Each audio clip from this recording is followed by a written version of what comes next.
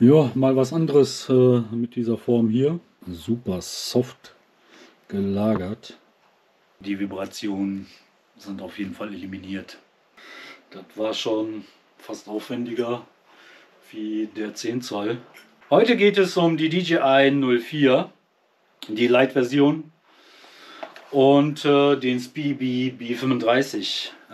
Wir machen heute das da rein und was wir dafür alles brauchen, seht ihr in diesem Video. Ich bin deswegen wirklich auf die Lite gegangen, weil ich wollte hier noch ein bisschen was an Gewicht sparen. Deswegen nicht die Pro-Version, sondern die Lite. Mal schauen, was die Lite so kann. Was ich vorab schon mal sagen kann, die ist sehr fragil, sehr empfindlich. Wir fangen erstmal mit dem, was wir brauchen, an. Und zwar einmal brauchen wir auf jeden Fall ein längeres Kabel, weil das, was dabei ist, das reicht vorne und hinten nicht. Deswegen habe ich mir hier von Accessfly eine 130 mm langes Kabel besorgt. Auf jeden Fall alles unten in der Videobeschreibung verlinken, auch die STL von den gedruckten Teilen. Damit haut es locker hin. Jetzt ist es etwas zu lang, aber lieber zu lang als zu kurz. Was ich nicht mehr verwende, ist dieser Deckel, der da drauf ist, womit man halt die zwei Anschraubungspunkte herstellt. Die 16 mm, das passt hier in dem Frame auf jeden Fall nicht rein. Deswegen fliegt er raus. Was ich als erstes nutzen wollte, ist die Antenne von der Pro-Version. Die ist allerdings ziemlich kurz. Und ich hatte hier schon die drin, die ist etwas länger und deswegen habe ich die direkt drin gelassen, da sie auch super flexibel ist. Die ist eigentlich für die Caddx Vista gedacht. Einfach mal ausprobieren, mal schauen, wie der Empfang so ist. Was wir noch benötigen ist halt der USB-C Stecker und Buchsen. Zerlegt das jetzt mal ein bisschen. Ich zeige euch nur so ein paar Sachen, ja, worauf ihr achten solltet, worauf es ankommt. Nachdem wir das Kabel gewechselt haben, solltet ihr das auf jeden Fall einmal sichern. Ich habe das mit Heißkleber gemacht.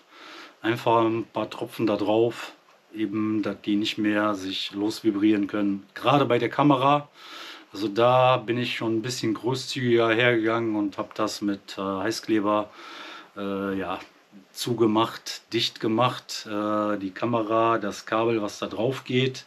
Darunter ist auch noch mal eine Steckverbindung und deswegen habe ich da ein bisschen mehr drauf gemacht und habe das gesichert. Genauso wie den Stecker, also den Stecker von der Antenne. Den auch, ja, da bin ich ein bisschen zu großzügig gewesen und habe den auch mit Heißkleber gesichert. So, hier habe ich ja den AIO drin, den All-in-One von Speedy B. Und ich habe erstmal den festgeschraubt. Ein bisschen schwierig zu filmen. Von hier ist immer noch am besten. So, dann habe ich erstmal den angeschraubt mit den Kunststoffmuttern. Hier den festgeschraubt. Also so fest es nötig ist. Festgeschraubt und dann die Air Unit draufgepackt und dann mit leider Metallmuttern, weil ich keine Plastikmuttern mehr hatte, die oben drauf gepackt und wir haben hier noch, kann man gut sehen, gut Luft zwischen. Ich denke mal, da kommt genug Wind dran. Das wird so funktionieren. Soweit so gut. Allerdings haben wir jetzt ein neues Problem und zwar wir kommen an den USB-Port nicht dran. Also nicht ohne weiteres.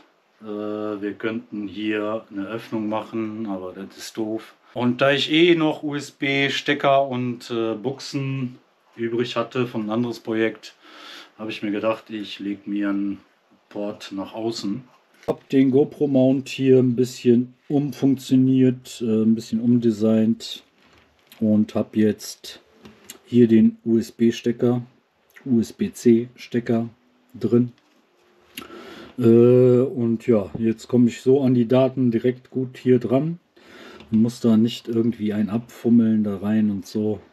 Hab den halt hier drauf gepackt. Wenn ihr das macht, ja, solltet ihr vorher den Stecker, also die Buchse hier reinstecken und dann erst anlöten, weil mit den Kabeln dadurch, das ist wirklich ziemlich genau für die Platine und deswegen passt die ganz stramm da rein. Und ich musste die noch nicht mal festkleben, also die sitzt wirklich bombenfest hier drin.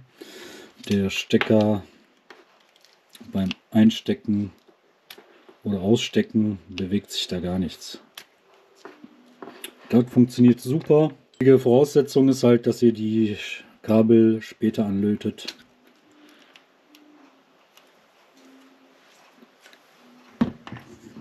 Dann zu der Kamerabefestigung. Es würde theoretisch auch mit der hier funktionieren, wenn ihr ein Loch davon benutzt.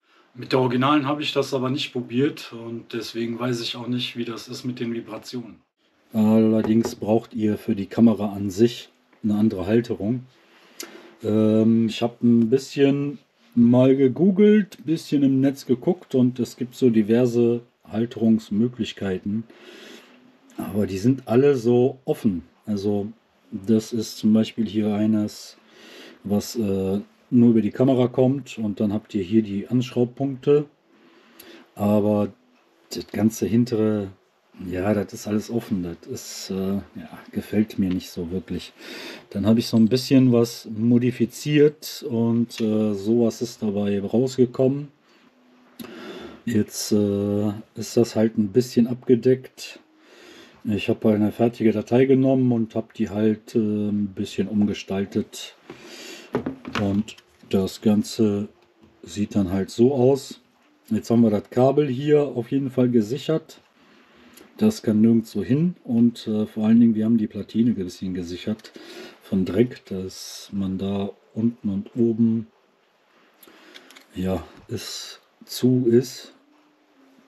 Das einzige, wo das offen ist, ist halt von der Rückseite, aber man muss die ja irgendwie da reinbekommen. Und ich denke, von der Rückseite wird sich da eh nicht viel tun und deswegen habe ich das mal so gelassen. Ich habe sie zu Hause, ja, ein bisschen havern lassen, ein bisschen hin und her, im Schlafzimmer eben ein bisschen getestet. Und die ersten Versuche mit der Halterung, also das hat auch wirklich ziemlich lang gedauert, um das da alles so passend zu machen.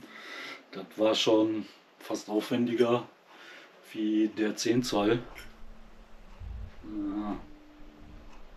Okay, fast, aber auch nur wirklich fast. Nee, eigentlich war das mehr Aufwand. Und die ersten Drucke, ja, das war sowas hier. Erstmal so eine Halterung gemacht, mittig, das war schon mal nichts, weil die Kamera dann schon zu weit rausgeguckt hat. Dann habe ich das Ganze ein bisschen verändert und weiter nach hinten verfrachtet. Da ist sowas bei rausgekommen. Dass das Ganze ein bisschen weiter hinten gelagert ist. Allerdings ist da so eine Vibration drin. Also die ist wirklich sehr empfindlich, die Kamera. Mit allen anderen hatte ich gar keine Probleme. Da hatte ich sogar auch starre Verbindungen drin. Vorher hier sowas, ganz starr. Und das hat funktioniert. Aber mit der Kamera keine Chance. Hilfe ist auf jeden Fall das ESC auf 48 Kilohertz zu setzen, weil auf 24, ja, 24 habt ihr da wirklich super Vibrationen drin.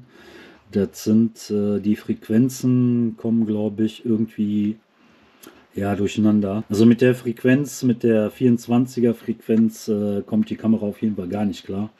48 ist schon besser, aber die muss wirklich gedämpft werden. Und deswegen ist jetzt sowas bei rausgekommen. Das ist wirklich super flexibel, gedämpft. Ja, das klappt jetzt super. Jetzt habe ich wirklich null Vibrationen da drin. Immer wenn man Gas gegeben hat, hat die wirklich stark vibriert. Und jetzt ist das auf jeden Fall eliminiert. Ja, mal was anderes mit dieser Form hier. Und vor allen Dingen jetzt ist das super soft gelagert.